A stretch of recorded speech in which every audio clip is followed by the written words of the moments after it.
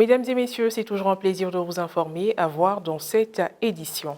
La 5e édition du marché de Noël, initiée par le Centre culturel de la cathédrale Saint-Paul d'Abidjan-Plateau, a touché à sa fin le vendredi 23 décembre dernier. Meublée par de nombreuses activités, elle a été couronnée par un concert de chant. En plus de vous faire revivre cet événement culturel, nous vous proposerons le compte-rendu de la conférence du 21 décembre dernier portant sur la nutrition.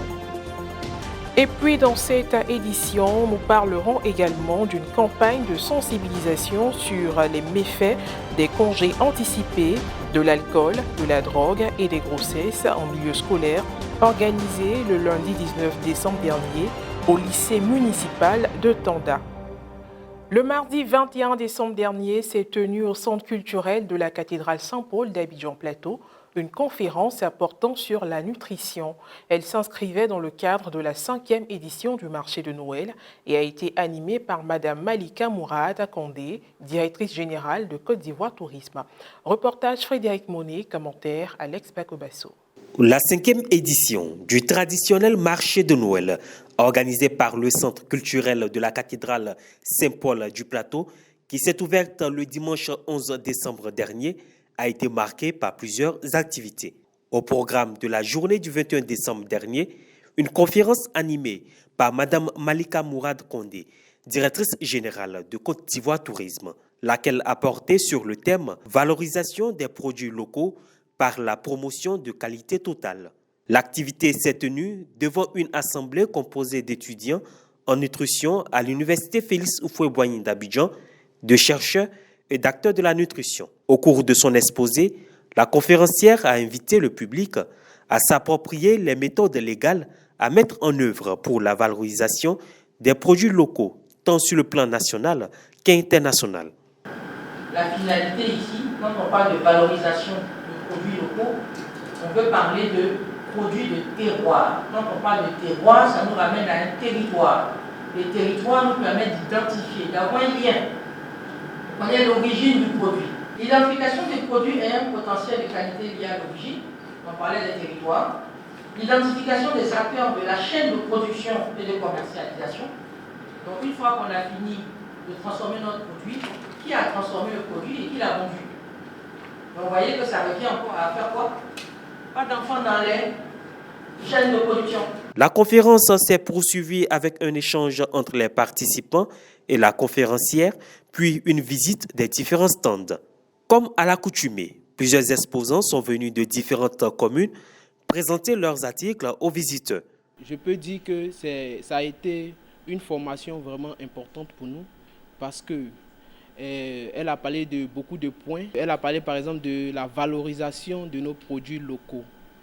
Et aujourd'hui, la Côte d'Ivoire se veut un pays émergent et développé. Et pour cela, il faut la valorisation de nos produits locaux. À vrai dire, je pensais que c'était une conférence qui était typiquement nutritionniste. Mais j'ai été surprise de faire le rapport entre le tourisme et la nutrition. En tant que jeune entrepreneur et en tant que jeune étudiante, je peux m'engager dans, on va dire, faire la promotion des produits en Côte d'Ivoire aux yeux des pays. Autre activité à la trame de l'événement. Le vendredi 23 décembre dernier, l'auditorium du Centre culturel de la cathédrale Saint-Paul d'Abidjan-Plateau a abrité un concert qui a été le clou de cette 5e édition du marché de Noël.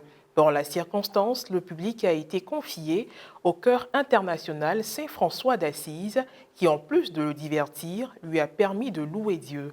C'était en présence du directeur du centre, professeur Séraphin Koulibaly, de ses collaborateurs et de leurs convives. Reporter d'images Frédéric Monet, le compte-rendu de Morel Poti.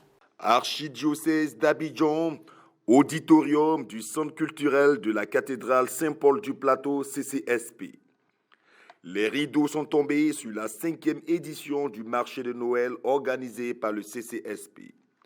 Dans la soirée du vendredi 23 décembre dernier, de nombreuses personnes ont pris part au conseil qui a couronné les activités au programme du marché de Noël. Cet événement culturel animé par le chœur international Saint-François d'Assise. Il a permis aux participants de se réjouir à la veille des festivités de Noël. Le chœur a offert au public un cocktail de sonorités musicales avec des rythmes différents et des chants exécutés en diverses langues. Tout cela dans le but de magnifier et louer le Seigneur.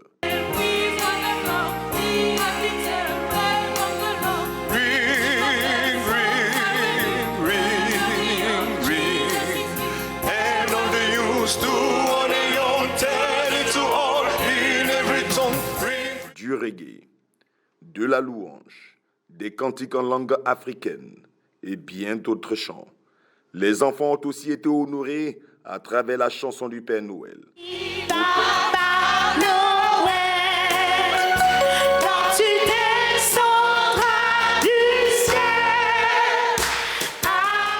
Très heureux de participer à la joie de Noël par un certain nombre d'activités qui chaque année prennent un caractère nouveau, mais également permettent de faire découvrir le centre culturel. J'espère que la 6e édition nous apportera de nouveaux éléments et que nous pourrons ainsi faire connaître à l'Église de Côte d'Ivoire et au-delà de l'Église de Côte d'Ivoire le potentiel de notre centre culturel, de tout ce que nous pouvons faire pour apporter une meilleure image de l'Église dans notre pays. Notre particularité, c'est de chanter dans toutes les langues du monde, spécialement les langues de l'Afrique. Et vraiment, c'était un beau spectacle ce soir, parce qu'il nous a permis de nous retrouver, de nous rencontrer et de revivre tout ce qu'on a vécu auparavant. Le marché de Noël est un événement d'échange, de convivialité et de réjouissance. Soulignant que le chœur international Saint-François d'Assise est né de la volonté d'étudiants africains résidant au Maroc. De retour chez eux, les Ivoiriens de ce chœur ont réussi à maintenir la flamme en continuant à chanter. Et puis, pour terminer, parlons d'éducation. Dans le cadre d'une collaboration entre le ministère de la Promotion de la Jeunesse, de l'Insertion professionnelle, du Service civique et le ministère de l'Éducation nationale et de l'Alphabétisation, visant la promotion des valeurs civiques et citoyennes, la direction départementale de la première institution citée a organisé le lundi 19 décembre dernier une campagne de sensibilisation sur les méfaits des congés anticipés, de l'alcool, de la drogue et des grossesses en milieu scolaire. Cette cérémonie a été présidée par M.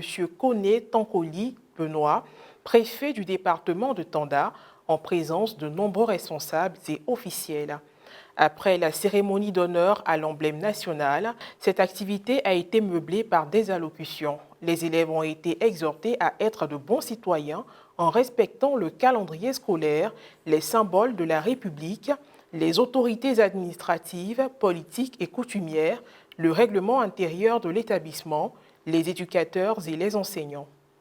Ils ont également été interpellés sur les conséquences des congés anticipés tels que l'impact négatif sur le non-achèvement des programmes, le mauvais rendement relatif aux résultats scolaires. Le proviseur n'a pas manqué de remercier les autorités pour le choix porté sur l'établissement dont il a la charge.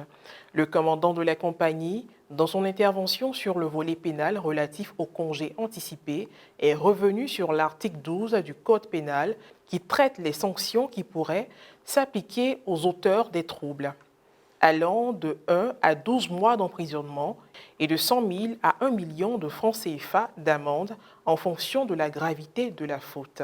Il a manifesté sa satisfaction quant au faible taux de manifestation à l'approche des congés et en a félicité les élèves. Après les différentes interventions, les élèves ont dit non aux grossesses en milieu scolaire et aussi pour éviter le sida, ce à travers l'exécution d'un chant. Ce matin, je tiens à remercier Monsieur le Préfet, les forces de l'ordre, Monsieur le Proviseur, les enseignants pour les sensibilisations sur les méfaits du congé anticipé. Je suis tellement ravi ce matin pour dire merci à l'ensemble des enseignants pour ces conseils et aussi au club civisme pour les conseils aussi. Ça nous a bien émerveillé sur les dangers des conseils anticipés. Il faut dire que chaque année, à pareil moment, à pareille période, nous sensibilisons. C'est ce que nous avons fait depuis déjà plus d'un mois. Mais le ministère de l'Éducation nationale, en partenariat avec d'autres ministères, a fait une programmation pour la journée d'hommage à l'emblème national. Et aujourd'hui, c'était le tour du lycée municipal d'organiser sa journée d'hommage à l'emblème national. Et voilà, c'est la fin de cette édition d'information. Merci de l'avoir suivi, que je veille sur nous. À très bientôt.